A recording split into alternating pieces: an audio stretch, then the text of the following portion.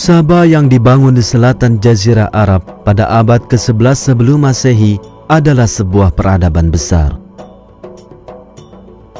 Al-Quran memaparkan kisah Ratu Sabah dan Nabi Sulaiman secara amat rinci.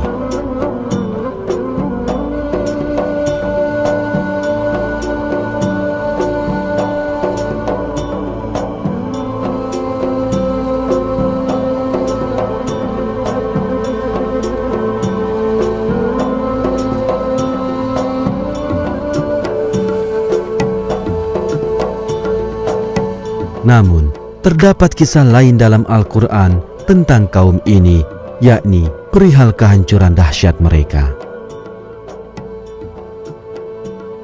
Naskah tertua yang menyatakan keberadaan kaum Sabah adalah catatan tahunan peperangan dari zaman Raja Assyria, Sargon II. Menurut prasasti ini, Sargon menyebut Sabah sebagai salah satu negeri yang membayar upeti padanya. Ini adalah catatan tertua yang secara pasti memberitakan adanya negeri Sabah.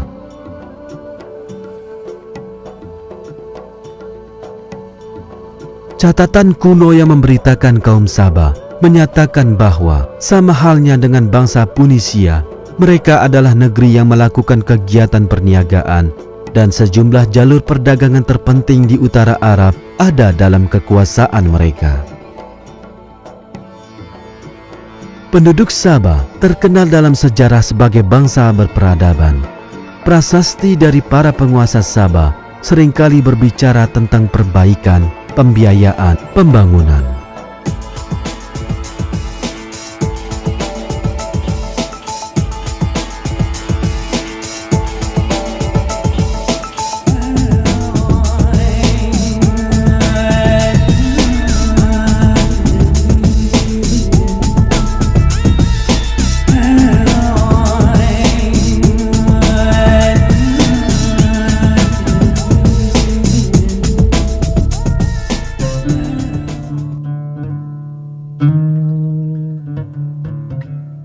Bendungan Ma'rib yang reruntuhannya masih tersisa hingga kini adalah bukti penting kemajuan teknologi kaum Sabah. Berkat bendungan ini, sebuah negeri hijau terhampar di tengah gurun pasir.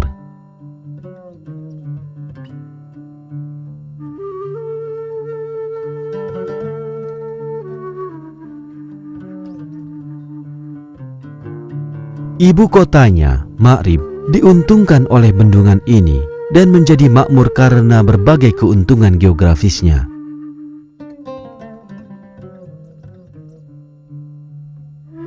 Kota ini terletak dekat Sungai Adanah. Kaum Sabah memanfaatkan letak ini dengan mendirikan bendungan seiring dengan pembangunan peradaban mereka dan mulai mengairi wilayah tersebut. Pertanian menjadi makmur dan mereka pun menikmati kesejahteraan hidup yang tinggi.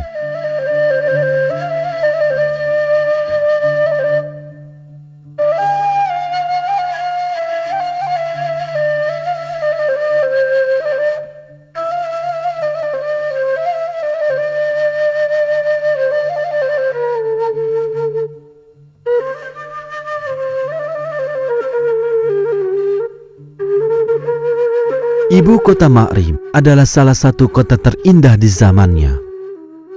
Penulis Yunani, Pliny, yang berkunjung dan sangat memuji negeri ini, mengatakan dalam karyanya tentang hijaunya negeri tersebut.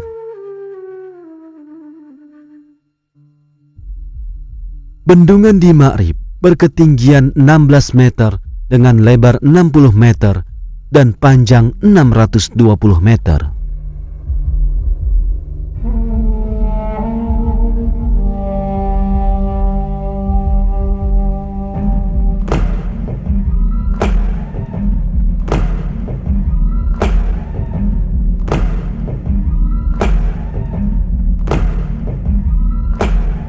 Perhitungan menunjukkan dua dataran luas di kedua sisi kota mampu diairi bendungan tersebut. Kedua dataran ini terkadang digambarkan dalam prasasti bangsa Sabah sebagai Ma'rib dan dataran kembar. Ungkapan dua buah kebun di sebelah kanan dan di sebelah kiri dalam Al-Quran sangat mungkin merujuk pada perkebunan anggur dan kebun-kebun menawan di dua lembah ini.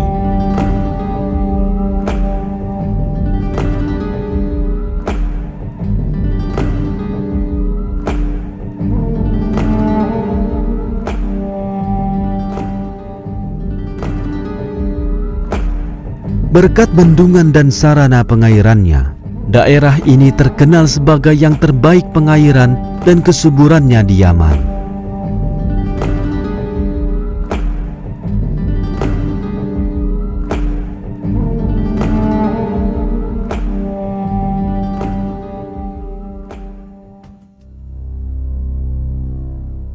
Ketika kita mempelajari ayat-ayat Al-Quran berdasarkan temuan sejarah ini, kita dapati kesesuaian besar di antara keduanya. Penemuan arkeologis dan bukti sejarah benar-benar cocok dengan yang tertulis dalam Al-Quran. Kaum tersebut mengabaikan peringatan Nabi yang diutus kepada mereka dan tidak mensyukuri nikmat Allah. Akhirnya, mereka dihukum dengan bencana mengerikan. Sesungguhnya bagi kaum Sabah ada tanda kekuasaan Tuhan di tempat kediaman mereka, yaitu dua buah kebun di sebelah kanan dan di sebelah kiri.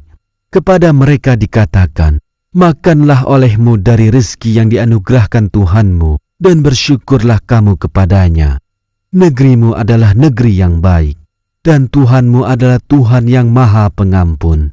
Tetapi mereka berpaling, maka kami datangkan kepada mereka banjir yang besar, dan kami ganti kedua kebun mereka dengan dua kebun yang ditumbuhi pohon-pohon yang berbuah pahit, pohon asal, dan sedikit dari pohon sider.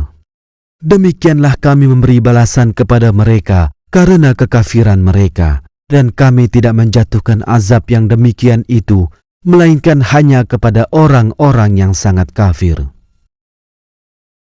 Kaum Sabah hidup di daerah sangat indah dengan perkebunan anggur dan kebun-kebun subur. Negeri Sabah terletak di jalur perniagaan sehingga sangat makmur dan menjadikannya salah satu kota terkemuka di zamannya.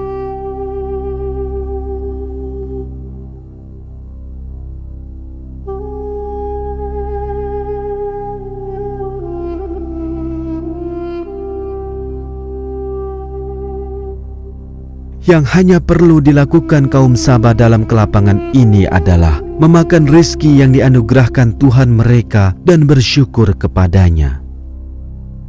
Tapi mereka tidak melakukannya. Seperti yang dikatakan sebuah ayat, mereka berpaling dari Allah. Keangkuhan atas kemakmuran mereka mengakibatkan mereka merugi.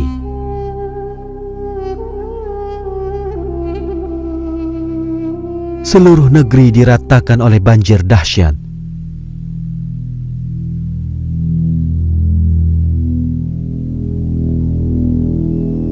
Perkebunan anggur dan kebun-kebun kaum Sabah tiba-tiba lenyap terbenam air.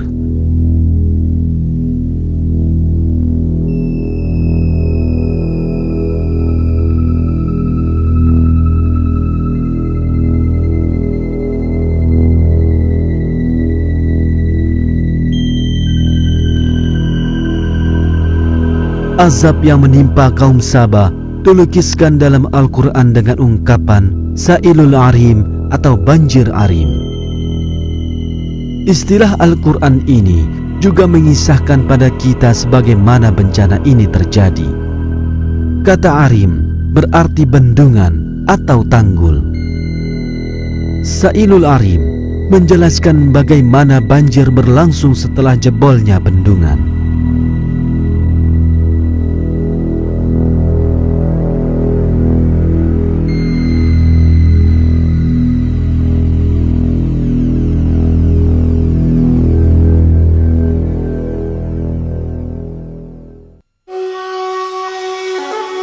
Arkeolog Kristen Werner Keller sepakat bahwa banjir arim sesuai dengan gambaran Al-Quran. Ia menulis, Selama 1500 tahun, perkebunan rempah-rempah ini tumbuh subur di sekitar Ma'rib. Ini berlangsung sampai tahun 542 sebelum Masehi, yakni saat bendungan itu jebol. Gurun pasir tandus perlahan menutupi negeri subur ini dan menghancurkan segalanya. Al-Quran mengisahkan kaum Saba memiliki kebun-kebun indah dengan buah-buahan termahal yang ranum. Namun kaum tersebut berpaling dari Tuhan sehingga Dia menghukum mereka dengan jebolnya bendungan. Setelah itu tak ada yang tumbuh di kebun-kebun negeri Saba kecuali pohon berbuah pahit. Bendungan yang dapat dianggap sebagai sumber utama kemakmuran dan kesejahteraan kaum Saba juga menjadi jalan kehancuran kaum yang tak bersyukur itu. Setelah bencana banjir Arim, daerah ini berubah menjadi gurun pasir. Dan bersamaan dengan lenyapnya lahan pertanian, kaum Saba kehilangan sumber pendapatan utama mereka. Kaum Saba mendustakan seruan agar beriman dan bersyukur kepada Tuhan, dan mereka pun diazab. Setelah kerusakan parah akibat banjir, kaum Saba mulai bercerai-berai. Mereka tinggalkan rumah-rumah mereka dan mengungsi ke wilayah utara Arabia, Mekah dan Syria.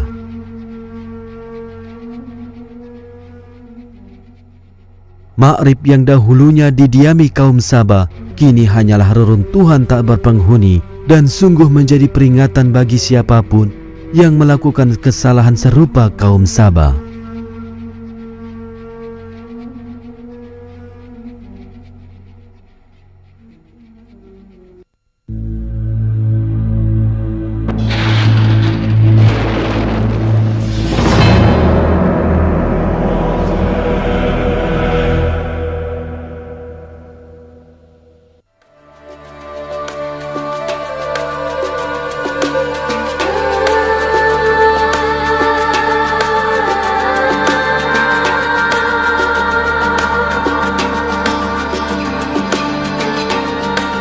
Salah satu peradaban tertua di dunia adalah Mesir.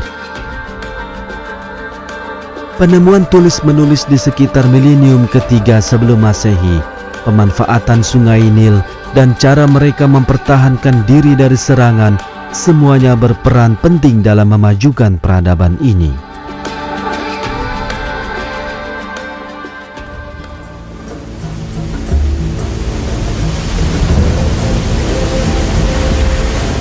Mesir kuno terletak di lembah sungai Nil yang termasuk keajaiban alam di dunia.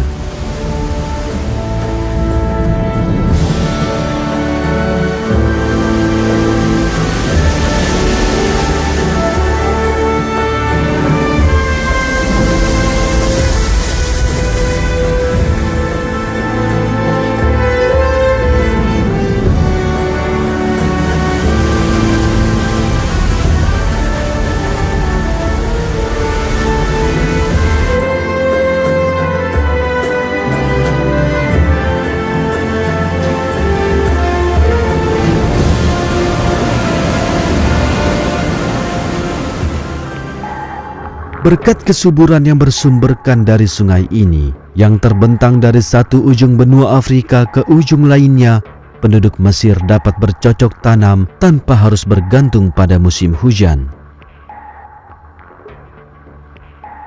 Tentang hal ini, sejarawan Ernest Gombrich menyatakan sebagai berikut.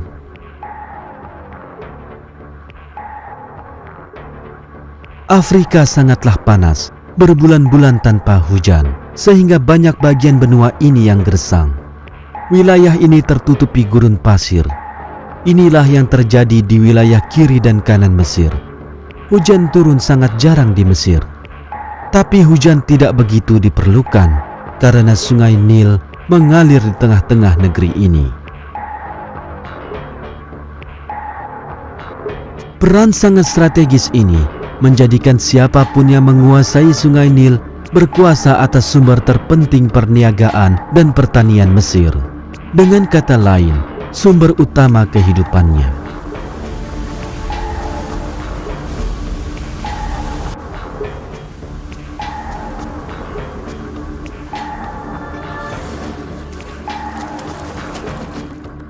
Para penguasa Mesir kuno membangun kerajaan kuat dengan cara itu. Mereka di kemudian hari dikenal dengan sebutan Fir'aun.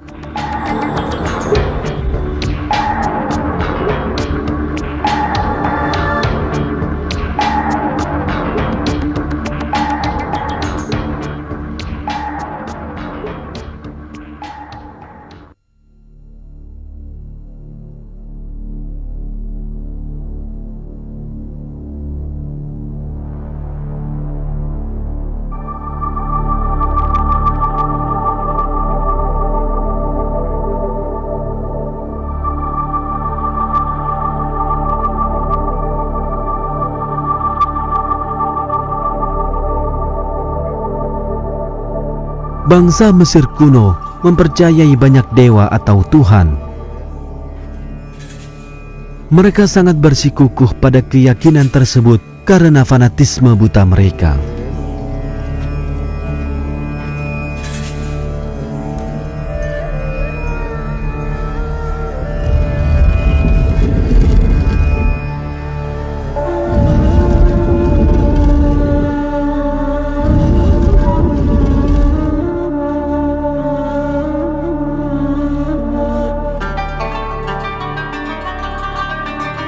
Keadaan alam Mesir sangat berpengaruh pada kehidupan orang-orang Mesir kuno. Letak geografis negeri ini menjadikannya terlindungi sangat baik dari ancaman luar. Mesir dikelilingi gurun pasir, pegunungan, dan lautan di semua sisinya. Hanya ada 2 jalan masuk bagi penyerang negeri ini, sesuatu yang mudah bagi pasukan Mesir untuk menghadapinya.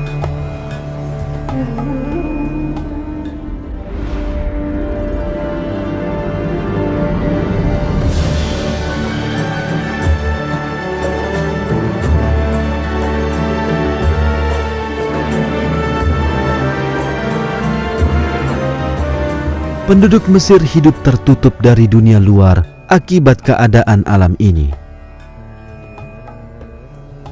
Selama berabad-abad, keterkungkungan tersebut memunculkan fanatisme buta.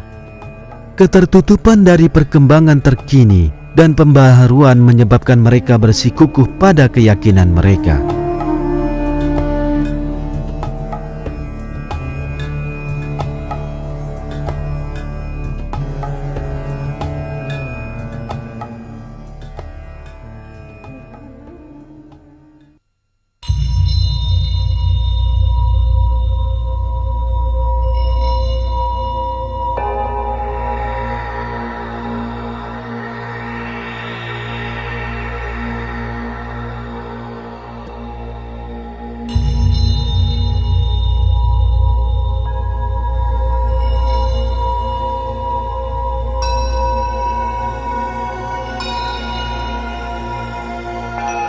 Kehidupan setelah mati menjadi bagian terpenting keyakinan bangsa Mesir.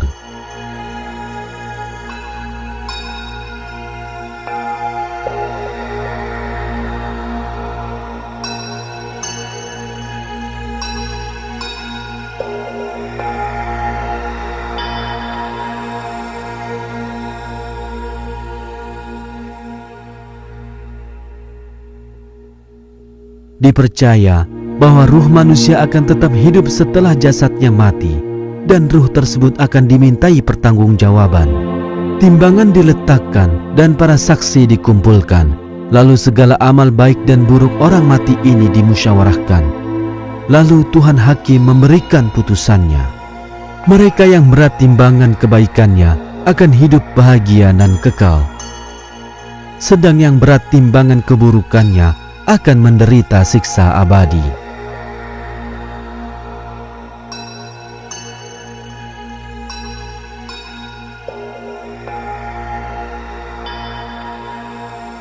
Mustahil bila keyakinan bangsa Mesir pada kehidupan setelah mati ini tak terkait dengan keyakinan monoteisme dan agama yang benar. Ini menunjukkan peradaban Mesir kuno dulunya pernah menjadi bagian dari agama yang benar beserta wahyunya. Namun, di kemudian hari agama ini diselewengkan dan keyakinan pada satu Tuhan berubah menjadi pada banyak Tuhan. Kita tahu bahwa dari waktu ke waktu para rasul diutus untuk mengingatkan manusia tentang keesaan Allah dan penghambaan diri padanya. Di antara mereka ialah Nabi Yusuf yang hidupnya dikisahkan dalam Al-Quran secara rinci.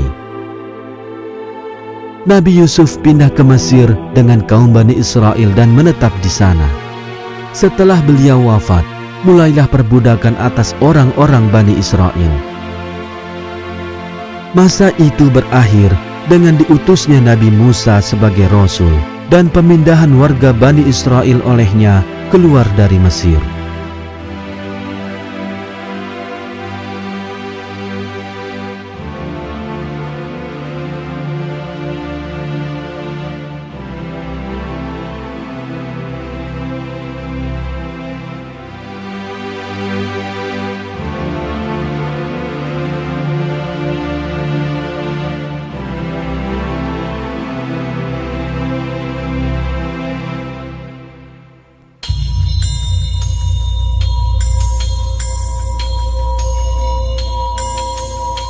Para Fir'aun Mesir berwatak kejam, penindas, suka berperang dan bengis.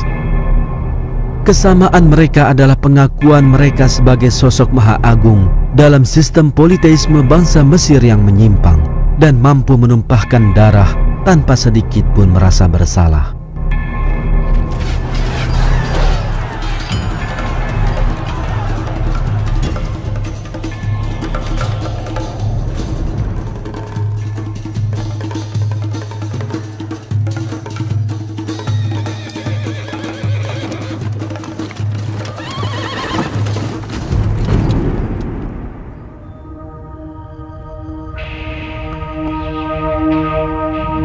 Namun, dalam sejarah Mesir, ada satu Fir'aun yang berbeda dari yang lain. Fir'aun ini menyatakan keberadaan satu-satunya pencipta. Semata karena alasan tersebut, ia ditentang oleh para pendeta Amon dan akhirnya dibunuh. Fir'aun ini adalah Amenhotep keempat yang bertahta di awal abad ke-14 sebelum Masehi.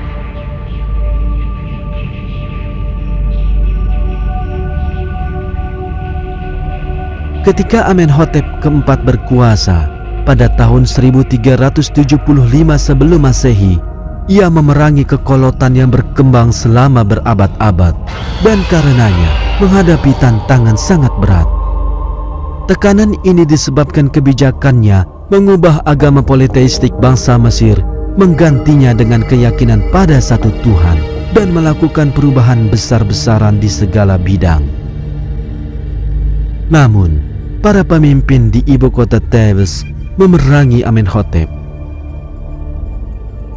Mereka yang mendukungnya meninggalkan ibu kota dan pindah ke daerah lain. Di sini, Amenhotep mengubah namanya menjadi Akhenaton yang berarti hamba Aton. Aton, menurut Amenhotep, adalah pencipta langit dan bumi. Ini menunjukkan keimanannya pada satu Tuhan saja. Fir'aun-Fir'aun kejam lainnya naik tahta setelah Amenhotep. Mereka kembali menyebarkan agama lama mereka yang politeistik dan berupaya sekuat tenaga mengembalikan masa lalu. Kurang lebih seabad kemudian, Ramses kedua naik tahta dan berkuasa paling lama dalam sejarah Mesir.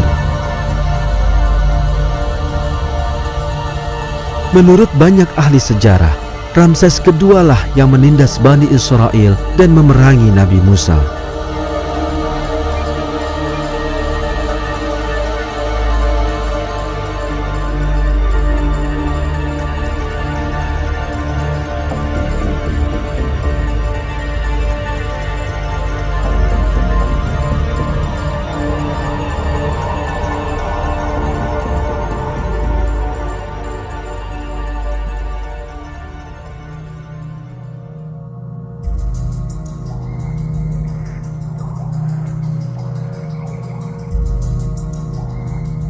Bangsa Mesir kuno menolak menanggalkan keyakinan berhala karena taklid buta mereka.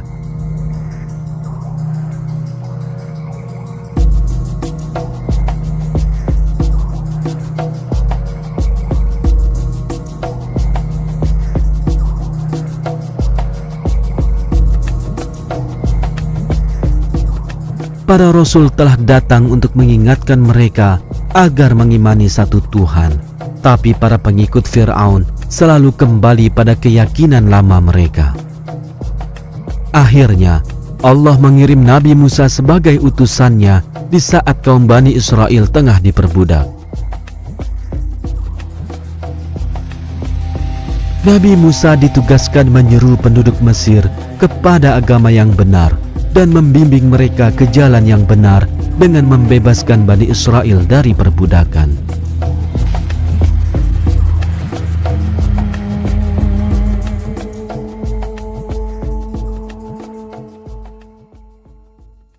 Kami membacakan kepadamu sebagian dari kisah Musa dan Fir'aun dengan benar untuk orang-orang yang beriman. Sesungguhnya Fir'aun telah berbuat sewenang-wenang di muka bumi dan menjadikan penduduknya berpecah belah dengan menindas segolongan dari mereka, menyembelih anak laki-laki mereka, dan membiarkan hidup anak-anak perempuan mereka.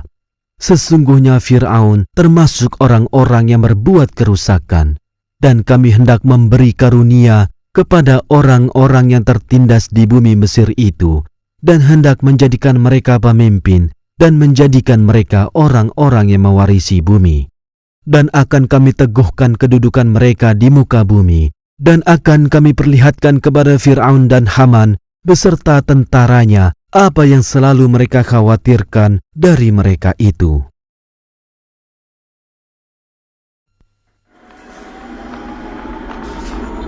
Nabi Musa dan saudaranya Harun mematuhi perintah Allah dan mendatangi Fir'aun guna menyampaikan padanya seruan Allah. Mereka menginginkan agar Fir'aun berhenti menindas Bani Israel dan memerdekakan mereka.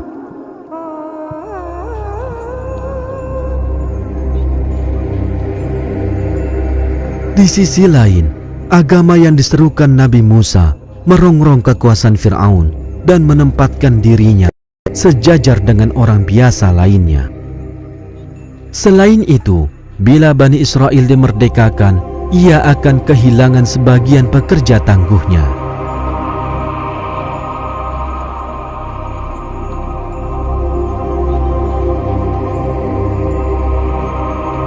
Karena semua alasan inilah, Fir'aun menolak mengikuti seruan Nabi Musa. Ia menuduh Musa dan saudaranya Harun tengah berusaha merongrong pemerintahan yang sah dan mencitrakan mereka sebagai penjahat. Kalangan terkemuka dari pengikut Fir'aun juga enggan mematuhi Nabi Musa dan Harun. Mereka menolak mengikuti agama yang diwahyukan kepada mereka. Mereka tidak berniat meninggalkan agama para leluhur mereka. Pada saat itulah Allah menimpakan serangkaian bencana ke atas mereka.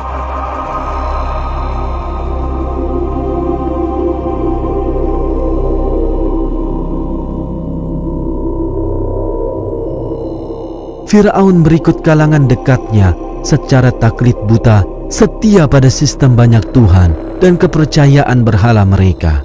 Dengan kata lain, agama leluhur mereka, dan mereka sungguh enggan melepaskannya. Bahkan berbagai mukjizat Nabi Musa tak mampu memalingkan mereka dari keyakinan takhayul mereka.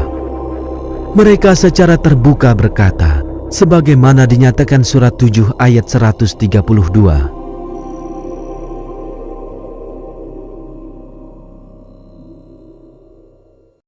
Mereka berkata, bagaimanapun kamu mendatangkan keterangan kepada kami untuk menyihir kami dengan keterangan itu, maka sekali-kali kami tidak akan beriman kepadamu. Menghadapi sikap keras kepala ini, Allah menurunkan sejumlah bencana agar mereka dapat merasakan kepedihan selagi masih di dunia ini. Bencana pertama adalah kekeringan dan kelangkaan hasil pertanian.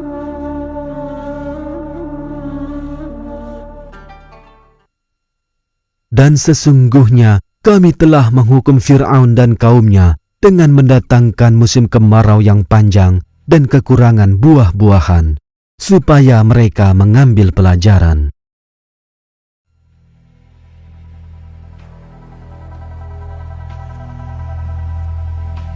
Warga Mesir menggantungkan pertanian mereka pada sungai Nil, sehingga perubahan keadaan alam tidak mempengaruhi mereka. Namun, keangkuhan Fir'aun berikut kalangan dekatnya kepada Allah dan penolakan mereka mengimani Rasul-Nya mengakibatkan datangnya bencana yang tak diharapkan. Seperti yang diduga, ketinggian air sungai Nil menurun tajam karena berbagai sebab. Dan jalur-jalur pengairan dari sungai tak mampu mengalirkan air yang cukup ke lahan pertanian. Panas yang sangat menyebabkan keringnya tanaman pertanian.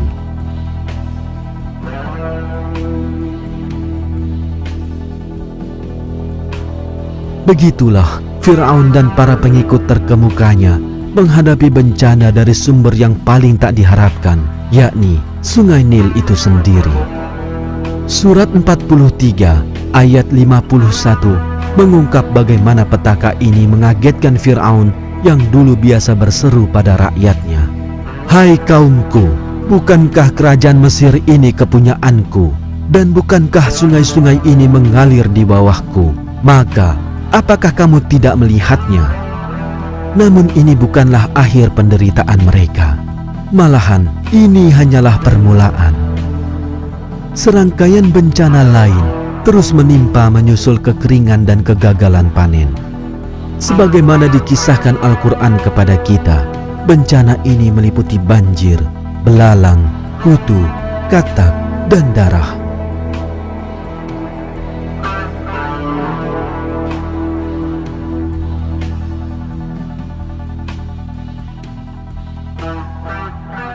Meskipun ditimpa semua itu, Fir'aun dan kaumnya tetap saja menolak nasihat yang diperuntukkan kepadanya dan menyembah Allah.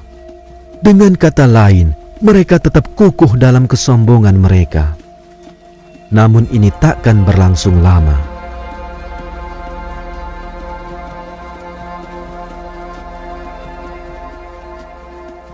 Karena Fir'aun tetap mengingkari kekuasaan Allah, meski beragam bencana telah menimpanya, maka Allah memerintahkan Nabi Musa memimpin Bani Israel keluar dari Mesir. Mereka mentaati Nabi Musa dan berangkat bersamanya meninggalkan Mesir.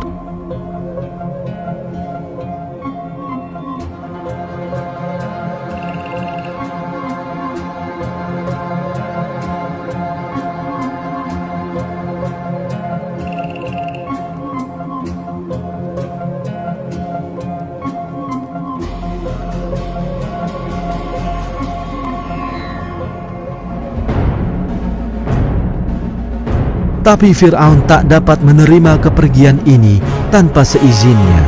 Karenanya, ia mengumpulkan pasukannya dan berangkat menyusul Bani Israel.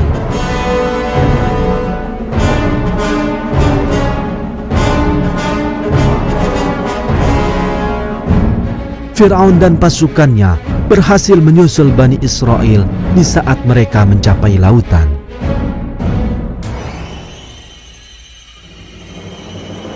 Melihat keadaan ini, sebagian orang Bani Israel mulai menentang Nabi Musa.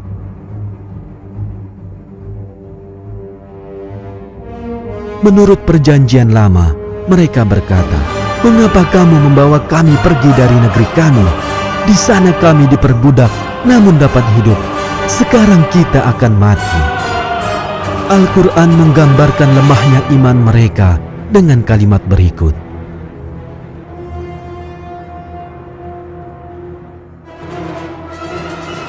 "Maka setelah kedua golongan itu saling melihat, berkatalah pengikut-pengikut Musa, 'Sesungguhnya kita benar-benar akan tersusul.'" Menurut surat 26 ayat 62, Nabi Musa meyakinkan kembali pengikutnya yang ketakutan akan tertangkap dengan berkata, "Sekali-kali tidak akan tersusul. Sesungguhnya Tuhanku besertaku, kelak Dia akan memberi petunjuk kepadaku." Di saat itu, Allah kembali menunjukkan perlindungannya terhadap Nabi Musa, yang kemudian terjadi dikisahkan dalam Al-Quran. "Lalu kami wahyukan kepada Musa, pukullah lautan itu dengan tongkatmu. Maka terbelahlah lautan itu, dan tiap-tiap belahan adalah seperti gunung yang besar. Dan di sanalah kami dekatkan golongan yang lain, dan kami selamatkan Musa dan orang-orang yang besertanya semuanya. Dan kami tenggelamkan golongan yang lain itu. Sesungguhnya pada yang demikian itu benar-benar merupakan suatu tanda yang besar, dan tetapi adalah kebanyakan mereka tidak beriman.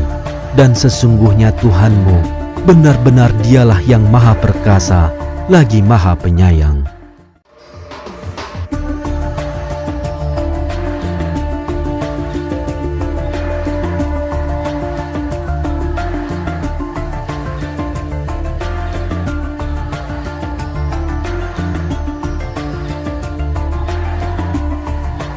Di saat Fir'aun dan pasukannya mulai menyeberangi laut, Allah secara ajaib menutup lautan dan membenamkan mereka. Al-Quran menyatakan, ketika Fir'aun sadar dirinya akan mati, ia menyatakan keimanannya pada Allah.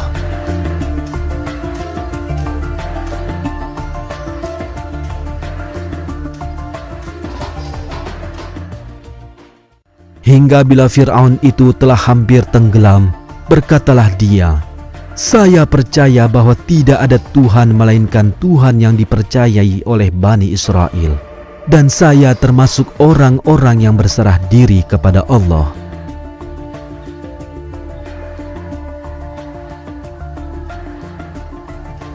Namun Fir'aun berikut pasukannya tidak terselamatkan dan tenggelam. Kejadian ini diberitakan dalam ayat berikut. Apakah sekarang baru kamu percaya, padahal sesungguhnya kamu telah durhaka sejak dahulu, dan kamu termasuk orang-orang yang berbuat kerusakan. Maka pada hari ini kami selamatkan badanmu supaya kamu dapat menjadi pelajaran bagi orang-orang yang datang sesudahmu. Dan sesungguhnya kebanyakan dari manusia lengah dari tanda-tanda kekuasaan kami.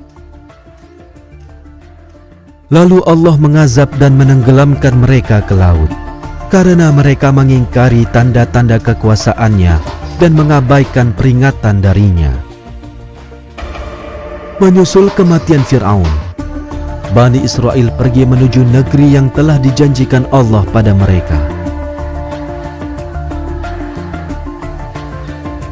Dan kami pusakakan kepada kaum yang telah ditindas itu negeri-negeri bagian timur bumi dan bagian baratnya yang telah kami beri berkah padanya. Dan telah sempurnalah perkataan Tuhanmu yang baik sebagai janji untuk Bani Israel disebabkan kesabaran mereka.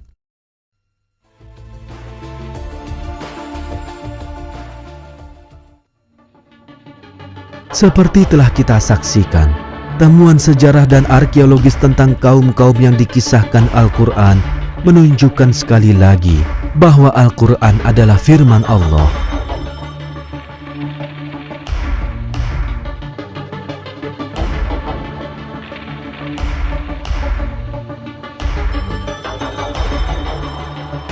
Manusia hendaknya mengambil pelajaran dari apa yang menimpa kaum ini dan berusaha mencari jalan untuk lebih mendekatkan diri kepada Allah. Hanya dengan cara inilah mereka dapat berharap keberuntungan di akhirat kelak.